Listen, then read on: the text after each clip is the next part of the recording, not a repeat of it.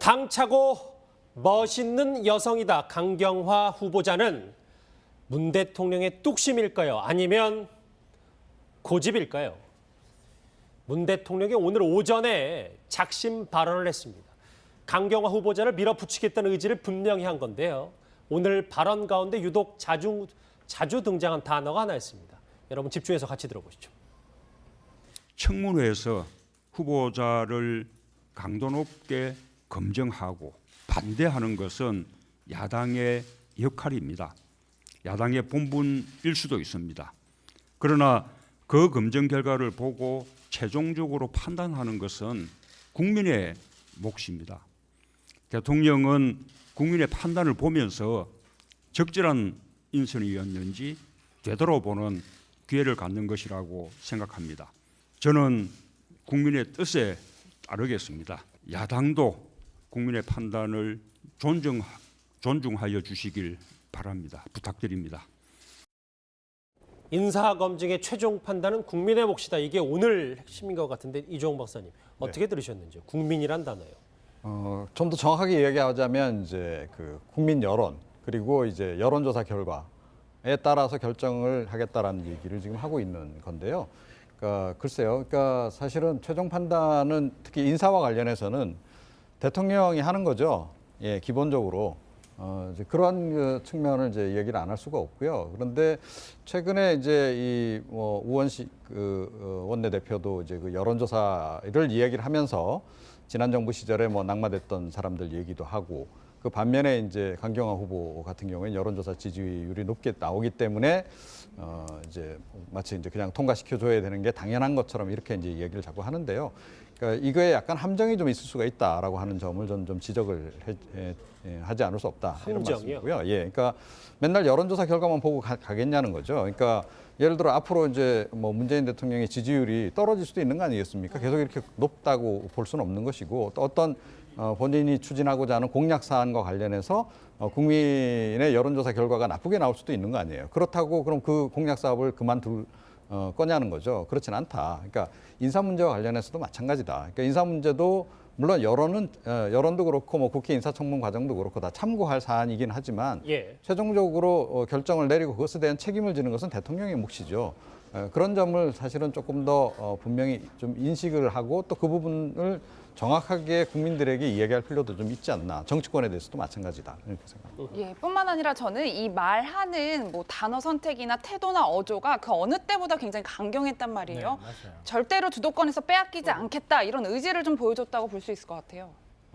그렇죠. 지금 입장에서는 더 이상 물러날 곳이 없다. 이제 이런 것들을 문재인 대통령의 말로 직접 좀 표현을 했다 이렇게 보이는데요. 그 동안에는 사실 말이 굉장히 부드러웠는데 그랬죠. 오늘 했던 말들을 보면은 굉장히 좀 강경한 느낌들을 받게 되거든요. 그러니까 강경화 후보자는 더 이상 시간을 늦출 수 없는 상황이라고 하는 것들을 아마 대통령의 의지로 분명히 보여줄 필요가 있다 이렇게 생각을 했던 것 같아요.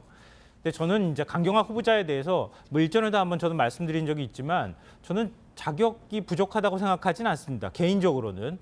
근데 야당을 문재인 대통령이 설득하는 노력을 또 안 했다고 생각하지도 않아요. 솔직히 말씀드리면. 그러니까 이전에 박근혜 전 대통령이 야당을 대했던 태도하고 비교해 보면 문재인 대통령은 야당한테 먼저 다가가서 손을 잡으려고 하거나 뭐 야당 뭐 상임위원들까지도 만나기도 했고 그다음에 야당 지도부도 만나기도 했고 여러 차례 이제 사실 노력을 했다고 하는 점들은 이해할 수 있거든요. 근데 이 문제는 어떻게 봐야 되냐면은 그러니까 문재인 대통령이 볼 때는 과거의 야당 시절에는 허들의 높이를 이렇게 높여놨다가 지금 이제 조금 낮춰줬으면 좋겠다고 생각하는 거죠. 근데 지금 야당인 자유한국당을 비롯한 야당의 입장으로 보면 옛날에 당신들은 이렇게 높여서 우리를 다 걸려 넘어지게 해놓고 왜 지금은 낮춰달라고 얘기하느냐. 똑같은 기준을 적용해야 되는 거 아니냐라고 얘기하는 거예요. 그래서 어느 누가 더 잘 맞느냐. 누가 정답이냐라고 말하기는 참 굉장히 어려운 문제다. 근데 문재인 대통령의 오늘 태도를 보면 이게 이제 타이밍에 관한 문제인 것 같아요. 정무적인 판단이 굉장히 중요할 것 같은데 방송 들어오기 전에 이현정 위원님하고 잠깐 얘기한 적이 있지만 이런 타이밍에서 문재인 대통령이 한 번 더 굽히고 들어갔으면 어땠을까? 한 번 더 야당한테 또 한 번 절절하게 호소했으면 어땠을까? 그리고 난 다음에 어차피 재송부 요청을 해야 되거든요. 인사청문 보고서. 재송부 요청하는 게 며칠 동안 시간 여유가 있으니까 물론 이제 2, 3일밖에 시간 여유를 안 주면 강행한다는 뜻으로 비치기 때문에 야당이 반발은 할 수 있겠지만 2, 3일 정도 더 지켜보다가 그리고 난 다음에 주말쯤에 어쩔 수 없었습니다라고 해서 다시 한번 얘기를 하면서 임명을 했더라면 어땠을까. 근데 야당 입장에서 그렇게 하면은 극한의 어떤 반발은 일어나지 않았을 텐데라고 하는 약간의 어떤 정무적인 아쉬움이 든다라는 이제 생각이 듭니다. 더 명분과 모양새가 좀 필요했다. 이현정 의원님. 네. 그러니까 그 조금에 떨어지는 점수가 그래서 일각에서 이제 벌써부터 지지율 정치를 시작하는 거 아니냐. 여당의 협치는 야당과의 협치는 물 건너간 거 아니냐. 뭐 이런 얘기까지 나옵니다. 원래 이제 이런 멘트는 항상 좀 짚고 말기에 나옵니다. 이게 뭐냐면 역사와의 대화라든지 뭐 예를 들어서 이제 이렇게 나야 마이웨이 하겠다 뭐 이런 이제 취지인데 사실 이제 물론 문재인 대통령이 처음 집권하고 난 다음에 사실 예전과는 달리 야당과의 관계를 이제 어떤 소통을 가져 나가겠다는 노력들을 많이 했죠. 그런 것들 이제 국민들이 다 지켜보고 있으면서 그 결과가 지금 여론조사 지지율로 나타나고 있는 게 아니겠습니까? 정말 문 대통령이 애쓴다 뭐 이런 어떤 평가들이 이제 하고 있는 상황인데 어떤 면에서 보면 문 대통령이 이제 37일 정도 지났지 않습니까? 그런 상황에서 오늘 야당을 향해서 거의 뭐 직격탄을 날렸고 사실은 이제 더 이상 어떤 여론과 이제 어떤 국민과 직접 뭐 대화를 하겠다. 아마 이런 쪽으로 이제 어떤 좀 생각을 가져가신 것 같은데 저는 조금 성급한 감이 있지 않나 싶습니다. 왜냐하면 지금 같은 경우는 사실은 국회는 국회 나름대로 기능이 있습니다. 어떤 삼권 분립에서 또 청와대를 견제해야 되는 것이 또 나름대로 정당의 기능이고 국회의 기능 아니겠습니까? 자, 그렇다면 국회가 지금 여러 가지로 검증을 하고 있고 뭐 여러 가지 이제 하고 있죠. 예전에 야당이 어떻습니까? 이렇게 예를 들어서 이 검증을 해서 만약에 이제 대통령 임명할 때 많은 비난을 하기도 하고 처음에 상임위 보이콧하기도 하고 뭐 그거 해왔지 않습니까? 예. 그런 것도 야당이 어떤 면에서 보면 야당의 하나의 역할을 할 수가 있겠죠. 근데 지금 상황에서 대통령이 야당과의 어떤 저런 걸 한다는 것은 이제는 더 이상 협치가 없는 것 아닌가? 이제 야당과는 상의하지 않겠다는 거 아닌가? 이런 메시지가 될 수 있기 때문에 저는 상당히 정부의 경색이 있을 가능성이 높고 또 이런 것이 현실적으로 지금 당장 추경안 그다음에 이제 김인수 헌법재판소장은 임명 동의안 표결을 해야 됩니다. 예. 만약 여기서 부결이 될 경우 이 국정부담은 어떻게 할 것인지 그러면 상당히 걱정되는 대목이 많습니다. 예, 그런데 저희가 참 흥미로운 흐름을 하나 발견한 게 지난 월요일에 문재인 대통령이 국회 첫 시정연설을 했단 말이에요. 그런데 그 다음 날 김상조 후보자를 공정거래위원장으로 임명을 했습니다. 그러면 오늘 강경화 후보자에 대한 강경한 입장을 드러냈으니 내일 임명을 강행한다. 저희가 이렇게 예측해 볼 수 있을까요? 절차가 있죠. 강행하기는 지금 강행을 예고를 했는 것인데 아시다시피 지금 14일 어제까지 이제 보고서 채택이 날짜가 있는데 그렇게 채택이 안 되면은 10일 안에 기간을 정해서 요청을 하는데 지금은 17일까지 지금 보고서 채택을 해달라고 요청을 했지 않습니까? 예. 그렇다고 한다고 하는 것은 뭐냐면은 17일까지 안 하면은 18일 날 임명하겠다는 것을 사실상 예고인 것과 다름없는 것이죠. 아시다시피 자신감의 어떤 동전의 반쪽은 오만이다라고 얘기를 할 수가 있는데 지금으로서는 사실 우리가 협치와 어떤 소통이란 것을 얘기를 했을 때는 말로만 소통이 아니고 말로만 협치가 아니고 주고받는 것 속에서 협치인데 지금으로서는 계속 요청만 할 뿐 야당에 주는 것은 전혀 없는 것 같습니다. 나름대로의 어떤 정부적 판단은 맞는 것 같은데 그와 같은 것이 어떤 식으로 부메랑으로 돌아올지 그 부분에 대한 것도 모두 문재인 대통령의 어떤 나름대로의 판단일 수밖에 없는 것인데 물론 국민들 많은 입장에서는 지금 국민들의 어떤 국가의 어떤 위기 상황 속에서 좀 더 야당이 좀 더 도와드리려 하는 그런 흐름은 맞습니다. 그렇지만 어떤 가랑비에 어떤 옷이 젖는다고 이 부분이 계속 누적이 된다고 하면은 더 큰 어떤 정책에서 브레이크가 걸릴 가능성도 있지 않을까 싶습니다. 알겠습니다. 네 분의 이제 판단을 좀 들어봤는데 대통령의 오늘 오전 작심 발언을 들은 야당의 입장은 어떤지 참 궁금합니다. 국민의당으로 한번 가보겠습니다. 이현주 국민의당 원내부대표 연결되어 있습니다. 의원님 안녕하십니까? 네, 안녕하세요. 오늘 오전에 문 대통령 발언 들으셨죠? 네, 들었습니다. 어떻게 보십니까? 걱정이 많이 되는데요. 사실 저희 국민의당에서는 그동안 협치의 정신에 따라서 여러 가지 양보를 많이 해왔습니다. 근데 예. 손뼉도 서로 양손으로 치는 것 아니겠습니까? 예.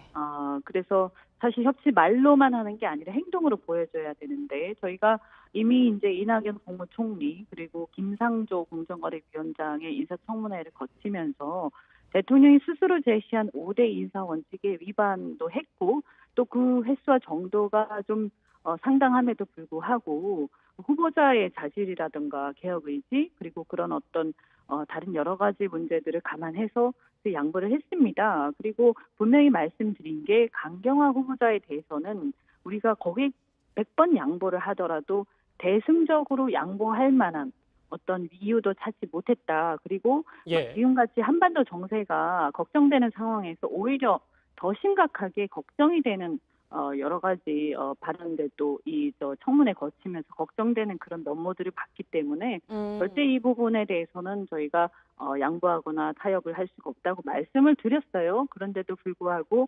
강행하겠다라고 한다면 뭐 협치에는 물 건너가는 게 아닌가 이런 생각이 듭니다. 예, 그런데 문재인 대통령이 오늘 말씀 모두에 그 야당과의 협치를 위해서 역대 어느 정부도 하지 않은 노력을 하고 있다 이렇게 말을 하셨는데 이 부분에 대해서는 동의를 하시는지 일단 궁금한데요. 뭐 말씀드린 것처럼 협치는 말로만 하는 게 아니고 행동으로 보여줘야 되는 건데요. 이미 야당 특히 저희 국민의당에서는 이미 2번이나 양보를 했고 그러면 대통령이 협치를 행동으로 보여주신 게 뭐가 있는지 잘 모르겠습니다. 뭐 오셔서 악수하고 하는 게 협치라는 것인지 그렇게 저희는 생각하고 있지는 않기 때문에요. 예.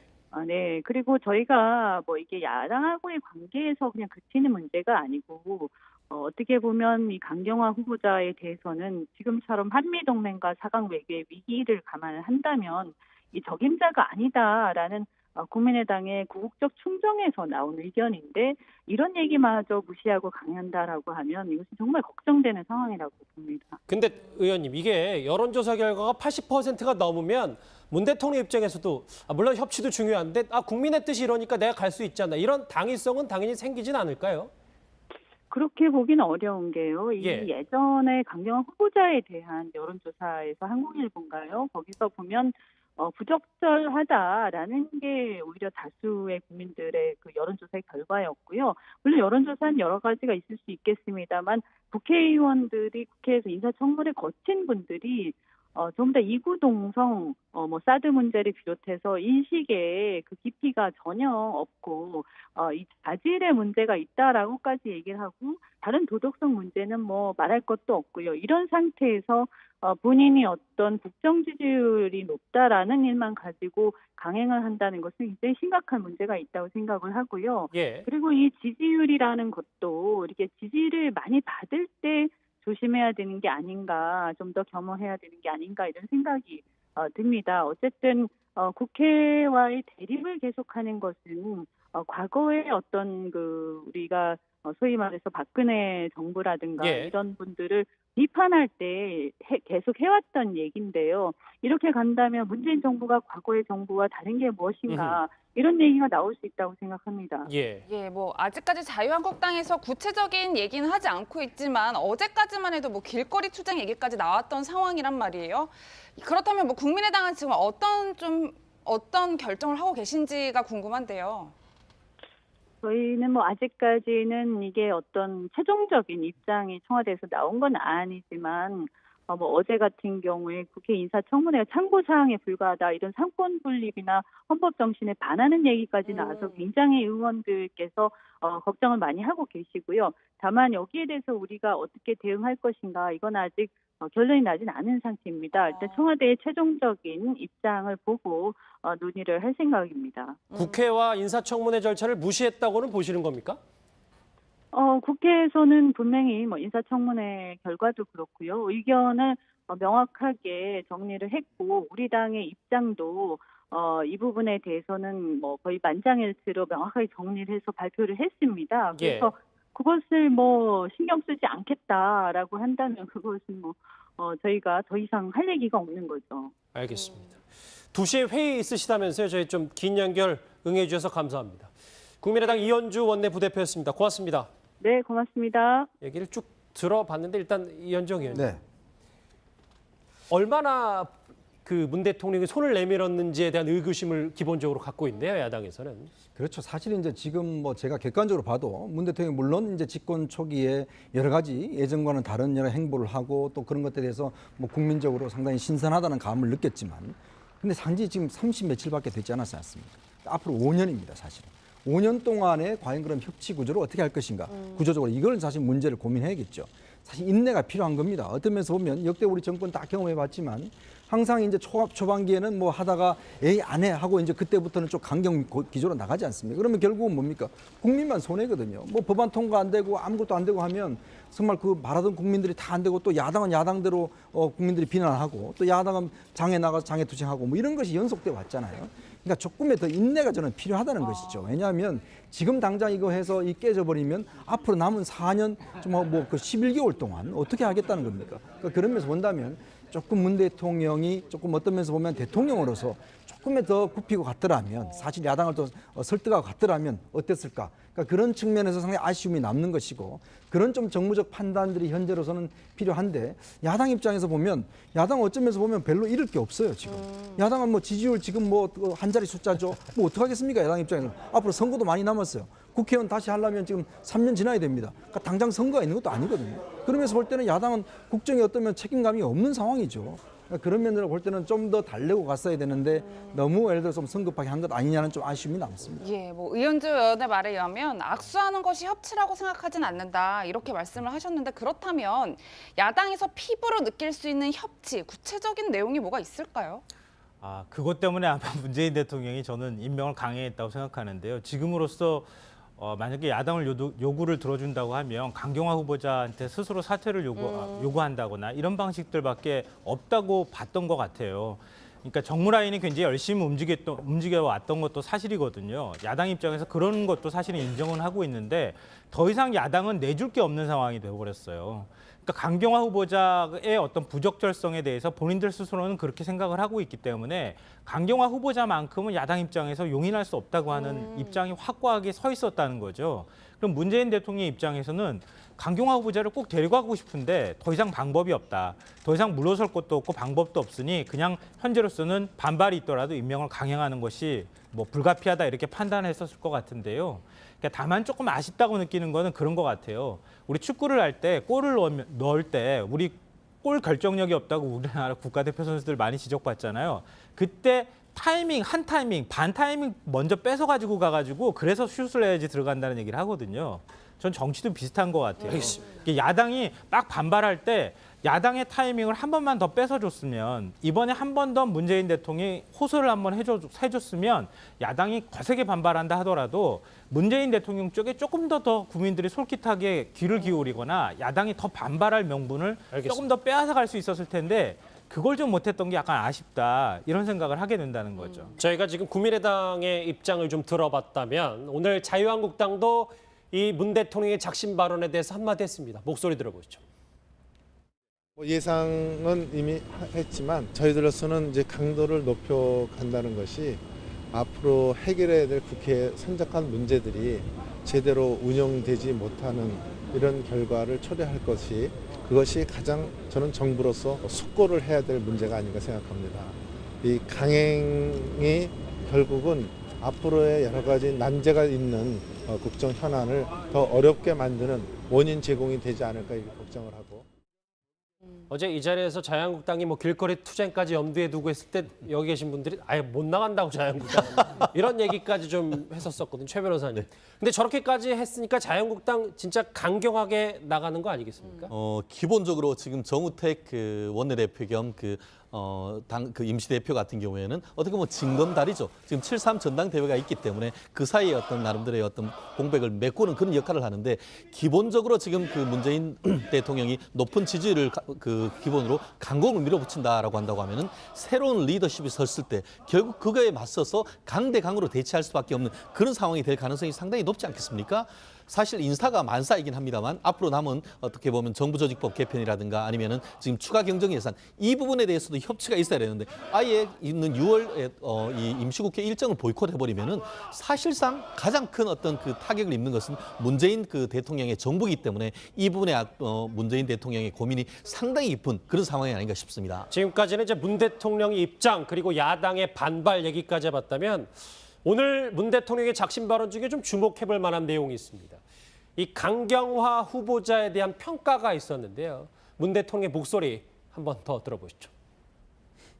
대통령과 정부의 노력이 마치 허공을 휘젓는 손짓처럼 허망한 일이 되고 있는 것이 아닌지 참으로 안타깝습니다. 반대를 넘어서서 대통령이 그를 임명하면 더 이상 협치는 없다거나 국회 보이콧과 장외 투쟁까지 말하며 압박하는 것은 참으로 받아들이기가 어렵습니다. 강경화 후보자는 제가 보기에 당차고 멋있는 여성입니다. 우리도 글로벌한 외교부 장관을 가질 때가 되지 않았습니까?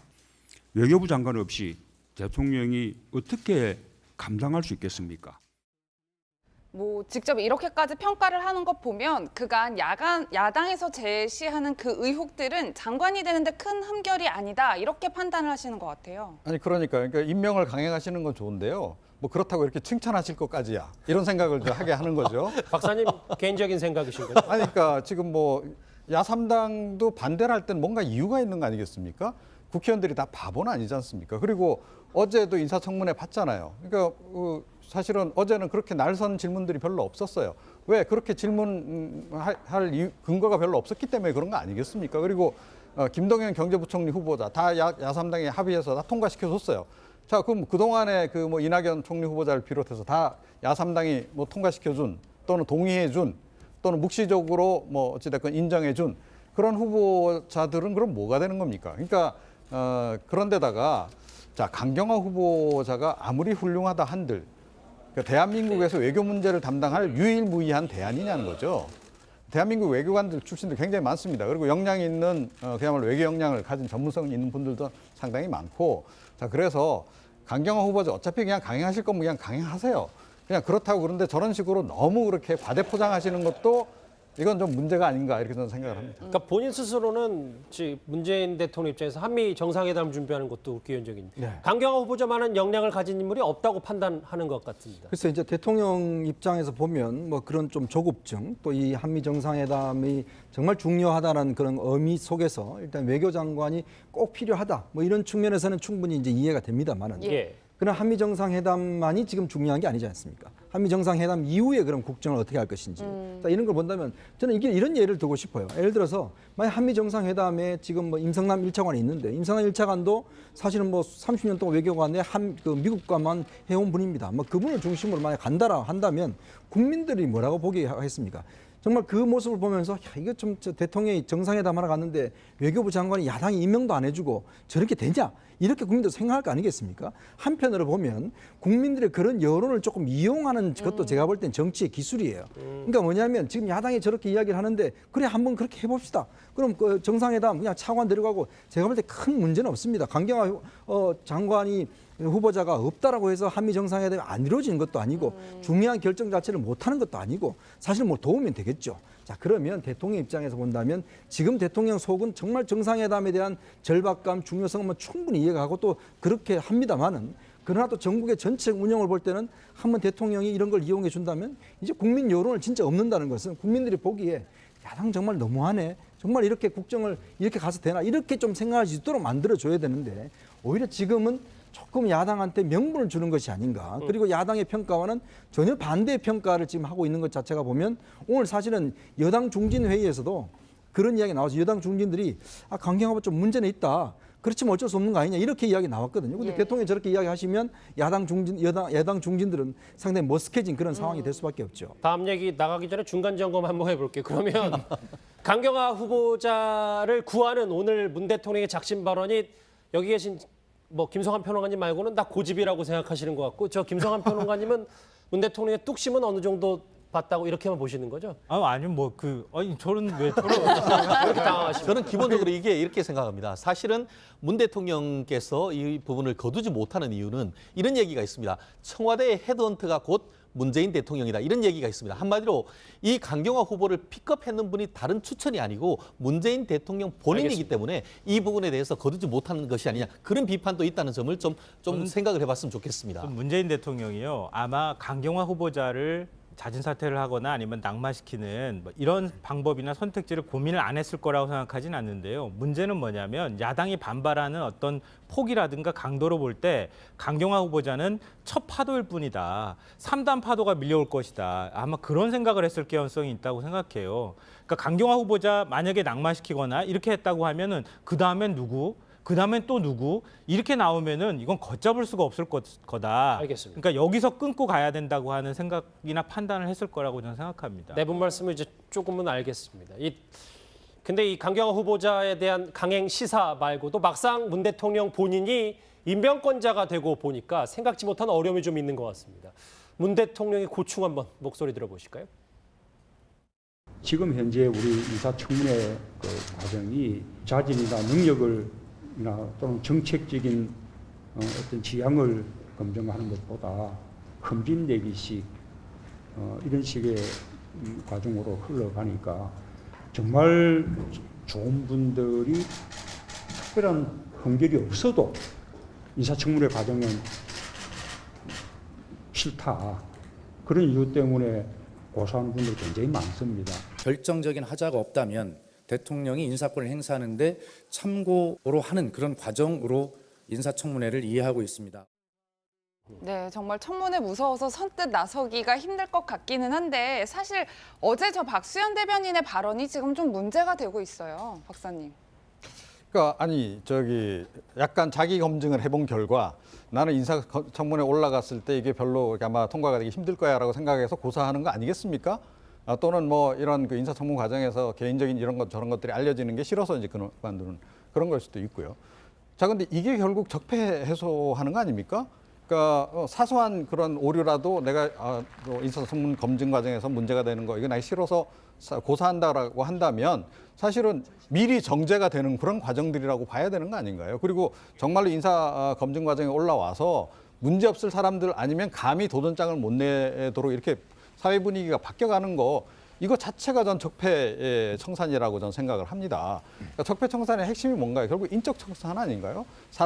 그러니까 좀 그런 적폐를 자꾸 누적시키는 그런 그 부역만 하고 있는 그런 사람들 말고 새롭고 참신한 사람들이 자꾸 올라올 수 있는 그런 시스템으로 바꿔가는 게 지금 문재인 대통령이 이야기하는 적폐 청산이라고 한다면 그러니까 국회 인사청문 과정을 참고로만 하겠다? 이거 사실은 굉장히 좀 심각한 심각하게 이건 문제 제기를 안 할 수 없는 부분이다라고 생각을 해요. 그러니까 사실은 그러니까 뭐 지금 앞으로는 장관 정도 부분도 사실은 이제 뭐 표결까지 해야 하는 거 아니냐라는 얘기도 일각에서 지금 나오고 있는 거 아닙니까? 오히려 더 청문 검증 과정을 더 강화시켜야 된다는 얘기도 있고 그리고 미국에서 결국 우리가 이 제도를 도입을 했는데 미국 같은 경우에는 정부 부처 같은 경우에도 국장급 이상 다 그 인사청문회를 열지는 않지만 서류 검증을 다 하거든요. 국의회에서. 오히려 그런 쪽으로 더 가기 위해서 노력을 해야 되는 그런 상황에서 대통령이 이 국회 인사청문 과정 자체를 저렇게 부정적으로 인식하고 있는 게 굉장히 좀 걱정스럽다. 그리고 아니 본인도 보셨잖아요. 인사검증에서 문제가 없는 분들은 야3당이 다 통과시켜 주잖아요. 알겠습니다. 그런데 마치 저게 불필요한 과정인 것처럼 얘기를 하는 것은 좀 문제가 있다라고 봅니다. 지금 이제 속보가 들어왔는데 김부겸 행정자치부 장관 청문 보고서는 채택이 됐습니다. 예. 이제 관건은 쭉 얘기하듯이 강경화 후보자겠죠. 그런 거 아니냐라고 얘기하는 거예요. 그래서 어느 누가 더 잘 맞느냐, 누가 정답이냐라고 말하기는 참 굉장히 어려운 문제다. 근데 문재인 대통령의 오늘 태도를 보면 예. 이게 이제 타이밍에 관한 문제인 것 같아요. 정무적인 판단이 굉장히 중요할 것 같은데 방송 들어오기 전에 이현정 위원님하고 잠깐 얘기한 적이 있지만 이런 타이밍에서 문재인 대통령이 한 번 더 굽히고 들어갔으면 어땠을까? 한 번 더 야당한테 또 한 번 절절하게 호소했으면 어땠을까? 그리고 난 다음에 어차피 재송부 요청을 해야 되거든요. 인사청문 보고서. 재송부 요청하는 게 며칠 동안 시간 여유가 있으니까 물론 이제 2, 3일밖에 시간 여유를 안 주면 강행한다는 뜻으로 비치기 때문에 야당이 반발은 할 수 있겠지만 예. 2, 3일 정도 더 지켜보다가 그리고 난 다음에 주말쯤에 어쩔 수 없었습니다라고 해서 다시 한번 얘기를 하면서 임명을 했더라면 어땠을까. 근데 야당 입장에서 그렇게 하면은 극한의 어떤 반발은 일어나지 않았을 텐데라고 하는 약간의 어떤 정무적인 아쉬움이 든다라는 이제 생각이 듭니다. 더 명분과 모양새가 좀 필요했다. 이현정 의원님. 네. 그러니까 그 조금의 떨어지는 점수가 그래서 일각에서 이제 벌써부터 지지율 정치를 시작하는 거 아니냐. 야당과의 협치는 물 건너간 거 아니냐. 뭐 이런 얘기까지 나옵니다. 원래 이제 이런 멘트는 항상 좀 짚고 말기에 나옵니다. 이게 뭐냐면 역사와의 대화라든지 뭐 예를 들어서 이제 이렇게 나야 마이웨이 하겠다 뭐 이런 이제 취지인데 사실 이제 물론 문재인 대통령이 처음 집권하고 난 다음에 사실 예전과는 달리 야당과의 관계를 이제 어떤 소통을 가져나가겠다는 노력들을 많이 했죠. 그런 것들 이제 국민들이 다 지켜보고 있으면서 그 결과가 지금 여론조사 지지율로 나타나고 있는 게 아니겠습니까? 정말 문 대통령이 쓴다 뭐 이런 어떤 평가들이 이제 하고 있는 상황인데 어떤 면에서 보면 문 대통령이 이제 37일 정도 지났지 않습니까? 그런 상황에서 오늘 야당을 향해서 거의 뭐 직격탄을 날렸고 사실은 이제 더 이상 어떤 여론과 이제 어떤 국민과 직접 뭐 대화를 하겠다. 아마 이런 쪽으로 이제 어떤 좀 생각을 가져가신 것 같은데 저는 조금 성급한 감이 있지 않나 싶습니다. 왜냐하면 지금 같은 경우는 사실 국회는 국회 나름대로 기능이 있습니다. 어떤 삼권 분립에서 어떤 위기 상황 속에서 좀 더 야당이 좀 더 도와드리려 하는 그런 흐름은 맞습니다. 그렇지만 어떤 그 가랑비에 어떤 그 옷이 젖는다고 이 부분이 계속 누적이 된다고 하면은 더 큰 어떤 정책에서 브레이크가 걸릴 가능성도 있지 않을까 싶습니다. 알겠습니다. 네 분의 이제 판단을 좀 들어봤는데 대통령의 오늘 오전 작심 발언을 들은 야당의 입장은 어떤지 참 궁금합니다. 국민의당으로 한번 가보겠습니다. 이현주 국민의당 원내부대표 연결되어 있습니다. 의원님 안녕하십니까? 네, 안녕하세요. 오늘 오전에 문 대통령 발언 들으셨죠? 네, 들었습니다. 어떻게 보십니까? 걱정이 많이 되는데요. 사실 저희 국민의당에서는 그동안 협치의 정신에 따라서 여러 가지 양보를 많이 해왔습니다. 근데 예. 손뼉도 서로 양손으로 치는 것 아니겠습니까? 예. 그래서 사실 협치 말로만 하는 게 아니라 행동으로 보여줘야 되는데 저희가 이미 이제 이낙연 국무총리 그리고 김상조 공정거래위원장의 인사청문회를 거치면서 대통령이 스스로 제시한 5대 인사 원칙에 위반도 했고 또 그 횟수와 정도가 좀 상당함에도 불구하고 후보자의 자질이라든가 개혁 의지 그리고 그런 어떤 다른 여러 가지 문제들을 감안해서 그 양보를 했습니다. 그리고 분명히 말씀드린 게 강경화 후보자에 대해서는 우리가 거기 100번 양보를 하더라도 대승적으로 양보할 만한 어떤 이유도 찾지 못했다. 그리고 예. 지금같이 한반도 정세가 걱정되는 상황에서 오히려 더 심각하게 걱정이 되는 여러 가지 발언들도 청문회 거치면서 걱정되는 그런 면모들을 봤기 때문에 절대 이 부분에 대해서는 저희가 양보하거나 타협을 할 수가 없다고 말씀을 드렸어요. 그런데도 불구하고 강행하겠다라고 한다면 뭐 협치에는 물 건너가는 게 아닌가 이런 생각이 듭니다. 예. 그런데 문재인 대통령이 오늘 말씀 모두에 그 야당과의 협치를 위해서 역대 어느 정부도 하지 않은 노력을 또 청와대를 견제해야 되는 것이 또 나름대로 정당의 기능이고 국회의 기능 아니겠습니까? 자, 그렇다면 국회가 지금 여러 가지로 검증을 하고 있고 뭐 여러 가지 이제 하고 있죠. 예전에 야당이 어떻습니까? 이렇게 예를 들어서 이 검증을 해서 만약에 이제 대통령 임명할 때 많은 비난을 하기도 하고 처음에 상임위 보이콧하기도 하고 뭐 그 해왔지 않습니까? 예. 그런 것도 야당이 어떤 면에서 보면 야당의 하나의 역할이라 할 수가 있겠죠. 근데 지금 상황에서 대통령이 야당과의 어떤 저런 걸 한다는 것은 이제는 더 이상 협치가 없는 것 아닌가? 이제 야당과는 상의하지 않겠다는 거 아닌가? 이런 메시지가 될 수 있기 때문에 저는 상당히 정국의 경색이 있을 가능성이 높고 또 이런 것이 현실적으로 지금 당장 추경안 그다음에 이제 김인수 헌법재판소장은 임명 동의안 표결을 해야 됩니다. 예. 만약 여기서 부결이 될 경우 이 국정부담은 어떻게 할 것인지 그러면 상당히 걱정되는 대목이 많습니다. 예, 그런데 저희가 참 흥미로운 흐름을 하나 발견한 게 지난 월요일에 문재인 대통령이 국회 첫 시정연설을 했단 말이에요. 그런데 그 다음 날 김상조 후보자를 공정거래위원장으로 임명을 했습니다. 그러면 오늘 강경화 후보자에 대한 강경한 입장을 드러냈으니 내일 임명을 강행한다. 저희가 이렇게 예측해 볼 수 있을까요? 절차가 있죠. 강행하긴 지금 강행을 예고를 했는 것인데 아시다시피 지금 14일 어제까지 이제 보고서 채택이 날짜가 있는데 그렇게 채택이 안 되면은 10일 안에 기간을 정해서 요청을 하는데 지금은 17일까지 지금 보고서 채택을 해달라고 요청을 했지 않습니까? 예. 그렇다고 한다고 하는 것은 뭐냐면은 17일까지 안 하면은 18일 날 임명하겠다는 것을 사실상 예고인 것과 다름없는 것이죠. 아시다시피 자신감의 어떤 동전의 반쪽은 오만이다라고 얘기를 할 수가 있는데 지금으로서는 사실 우리가 협치와 어떤 소통이라는 것을 얘기를 했을 때는 말로만 소통이 아니고 말로만 협치가 아니고 주고받는 것 속에서 협치인데 지금으로서는 계속 요청만 할 뿐 야당에 주는 것은 전혀 없는 것 같습니다. 나름대로의 어떤 정부적 판단은 맞는 것 같은데 그와 같은 것이 어떤 식으로 부메랑으로 돌아올지 그 부분에 대한 것도 모두 문재인 대통령의 어떤 나름대로의 판단일 수밖에 없는 것인데 물론 국민들 많은 입장에서는 지금 국민들의 어떤 국가 또 이제 뭐 문재인 대통령의 지지율이 떨어질 수도 있는 거 아니겠습니까? 계속 이렇게 높다고 볼 수는 없는 것이고 또 어떤 본인이 추진하고자 하는 공약 사안과 관련해서 국민의 여론조사 결과가 나쁘게 나올 수도 있는 거 아니에요. 그렇다고 그럼 그 공약 사업을 그만둘 거냐는 거죠. 그렇진 않다. 그러니까 인사 문제와 관련해서도 마찬가지다. 그러니까 인사 문제도 물론 여론도 그렇고 뭐 국회 인사청문 과정도 그렇고 다 참고할 사안이긴 하지만 예. 최종적으로 결정을 내리고 그것에 대한 책임을 지는 것은 대통령의 몫이죠. 그런 점을 사실은 조금 더 분명히 좀 인식을 하고 또 그 부분을 정확하게 국민들에게 이야기할 필요도 좀 있지 않나. 정치권에 대해서도 마찬가지다. 이렇게 생각합니다. 예, 뿐만 아니라 저는 이 말하는 뭐 단어 선택이나 태도나 어조가 그 어느 때보다 굉장히 강경했단 말이에요. 네, 맞아요. 절대로 주도권에서 빼앗기지 않겠다 이런 의지를 좀 보여줬다고 볼 수 있을 것 같아요. 그렇죠. 지금 입장에서는 더 이상 물러날 곳이 없다. 이제 이런 것들을 문재인 대통령의 말로 직접 좀 표현을 했다 이렇게 보이는데요. 그 동안에는 사실 말이 굉장히 부드러웠는데 그랬죠. 오늘 했던 말들을 보면은 굉장히 좀 강경한 느낌들을 받게 되거든요. 그러니까 강경화 후보자는 더 이상 시간을 늦출 수 없는 상황이라고 하는 것들을 아마 대통령의 의지로 분명히 보여줄 필요가 있다 이렇게 생각을 했던 것 같아요.